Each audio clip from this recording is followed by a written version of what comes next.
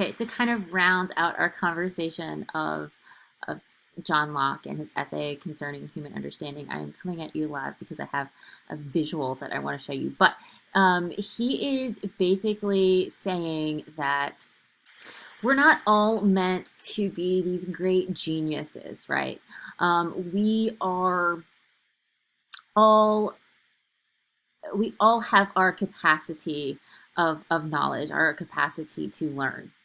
But just because we are not these grand thinkers like Sir Isaac Newton or Robert Boyle, some of the like heavy hitting people that came before him and that would have been that had this incredible wealth of understanding and knowledge and contributed to the kind of I mean, without these people, he would not be writing, right? Even though we are not um, these these people like Newton or Boyle, that's really no excuse for remaining ignorant, right?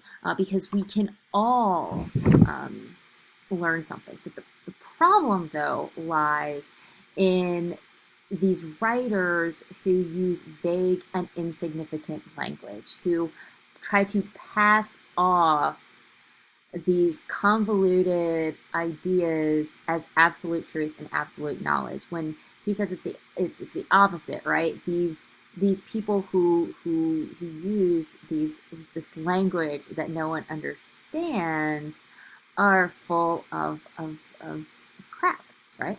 And in order to kind of clear away the rubbish, right, um, to to establish this to in order to get rid of all the bunk knowledge, right? People need to write and speak more clearly with concepts based in truth. And he says that in order if we can do that, right, we can understand and better recognize um, the, the the the fruit from the chaff, right? We can better differentiate between knowledge and bull. And part of doing that is he wants us to think for ourselves, right? To verify what people say, to use our own eyes in order to understand our world, right? And the key to doing that, in order to do that, he says that we need to clarify, right? We need to speak with clear and distinct ideas. And the irony in all of that is, holy cow, is this letter and this essay pretty complicated and convoluted, right? I know that you are probably thinking to yourself, like, how am I supposed to understand this, right? And John Locke himself had to clarify for his readers, per the bookseller's request, what he meant by clear and distinct ideas because they were not clear. So he does that by kind of giving us this idea of, and I don't want to go too much into it. I just want to talk about what the basis of what he's saying. He's saying that clear language, right? Clear ideas are based on determined thoughts, determined language, something that is fact, that is unchangeable, something that can be named and is fixed. And when we have these determined thoughts, these determined ideas, that is going to be the basis by which everything else is determined, right? In order to have larger ideas, we have to have a clear understanding of smaller ones. So, for example, and this is where my example comes in, right?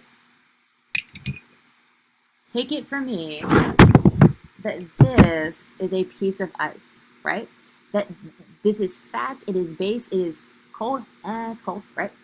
Um, and I know what it is, right? And you all would recognize this too as an ice cube, right? We can agree on that? So I can also recognize this. Well, you can't see it, but it's fire, right? I can burn something, and it is what it is. We are always going to recognize this as fire. So what happens when I put this determined idea with this determined idea, right? And I don't know if you guys can see it, but I get water, right? Which is another determined idea. But in order for this, I mean, and this is kind of a complicated process of melting. But in order to understand what melting is, I first have to know what ice is, I have to know what fire is, and I have to know what water is. So if I understand these distinct or these determined ideas, right, I will better understand larger complex thoughts. And that is going to contribute to my overall understanding and knowledge of the world, because very clearly that is observable. You just saw that with your own eyes, right? And he's saying that these determined ideas are the basis of language. And the importance of that language is if people don't understand what you are saying, if you guys are not all on the same page, it's going to open, that's when we have disagreements. That's when we have these kind of conflicting kind of ideas. So in his mind, disagreements like the ones that he was having with his friends, the disagreement that prompted this entire writing, could be alleviated, or not as, often. They wouldn't happen as often if we all could understand what other people are trying to say, right? So, in a nutshell, the whole thing that John Locke is trying to put across in this letter, and more is very succinctly in this letter, by way of this essay, is that learning is pleasurable, right? Received opinions, the things that you hear from other people, are less important than thinking for yourself. And effective communication depends on clear language.